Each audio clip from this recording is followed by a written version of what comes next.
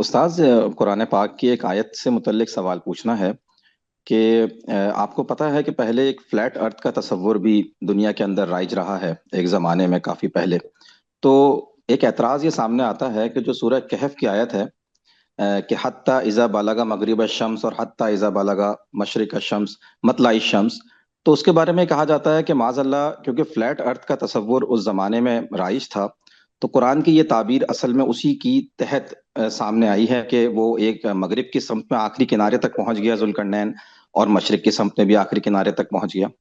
तो ज़रा इस बारे में थोड़ा समझाइएगा कि ये कहाँ पे गलती पेश आ रही है और इसके क्या जवाब है।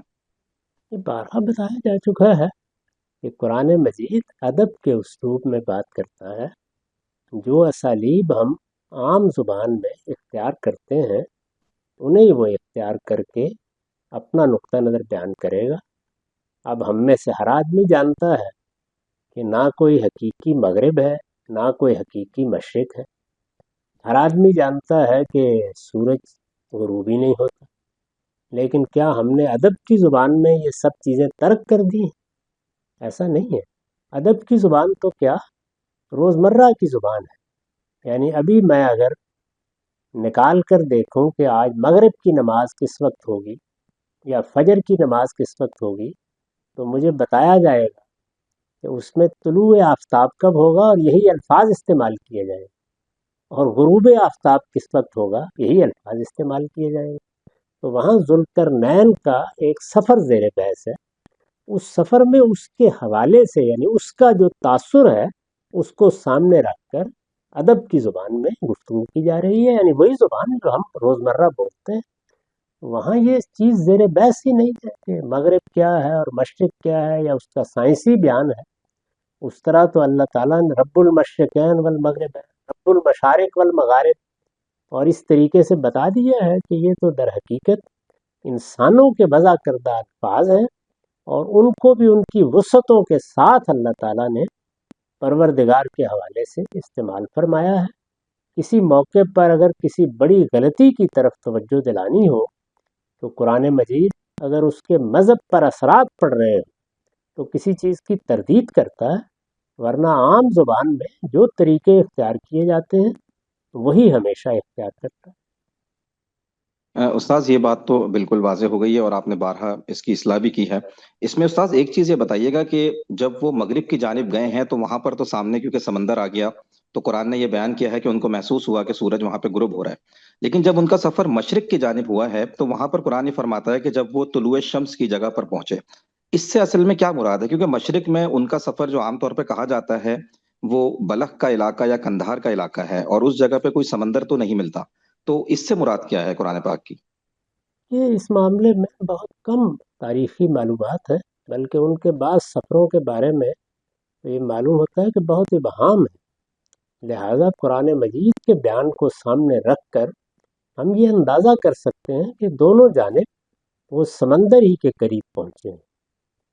उनकी सल्तनत कहाँ से कहाँ तक थी, कौन सी जगह है जहाँ उन्होंने सूरज को तुलू होते देखा है।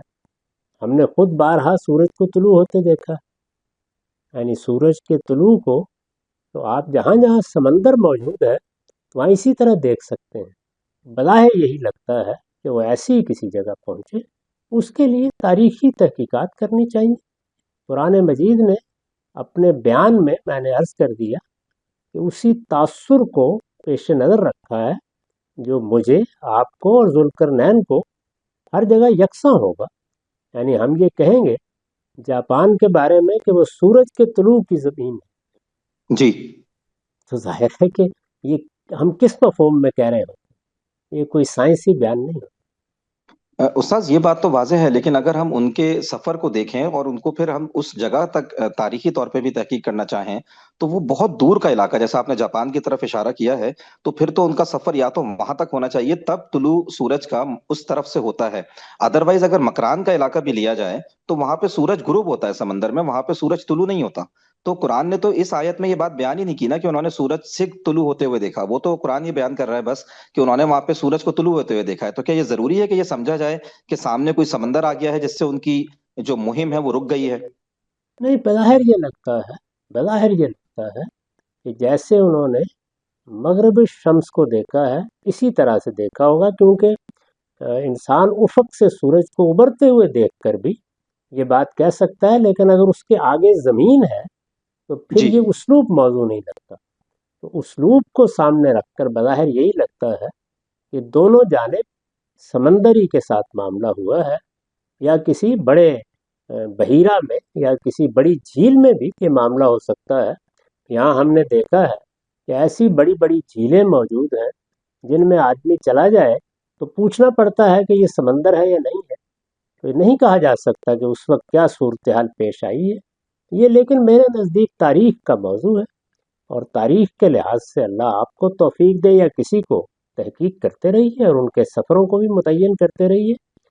تاہم قرآن مجید کا بیان تو صرف اسلوب کے لحاظ سے وہی بیان ہے جو ہم بھی اپنی زندگی میں روزمرہ اختیار کرتے تو استاد، اس اسلوب کے تحت یہ دوسری مطلب رائے کا بھی امکان موجود ہے کہ مشرق کی سمت میں کسی سمندر سے ان کا واسطہ نہ پڑا ہو، اور انہوں نے زمین میں ہی کسی اور وجوہات سے، جیسے مفسرین بعض اوقات لکھتے ہیں کہ شاید پہاڑ سامنے آ گئے، یا شاید وہ متمدن دنیا ہی ختم ہو گئی اور اس لیے قرآن نے یہ انداز اختیار کیا، اس کا امکان مطلب موجود ہے؟ ہیں۔ یہ ظاہر بات ہے کہ یہ تو اطلاق کا معاملہ ہے، تو اطلاق کے معاملے میں تو ہمیشہ احتمالات موجود ہوتے ہیں۔ یعنی اطلاق کا معاملہ اصل میں زبان کا معاملہ نہیں ہوتا، وہ علم و عقل کے مشاہدات کا معاملہ ہوتا ہے۔ تو ہمارا جو مشاہدہ ہوگا اس کے لحاظ سے ہم یہ کہہ سکتے ہیں کہ یہ صورت بھی ہو سکتی ہے، یہ صورت بھی ہو سکتی ہے، یہ صورت بھی۔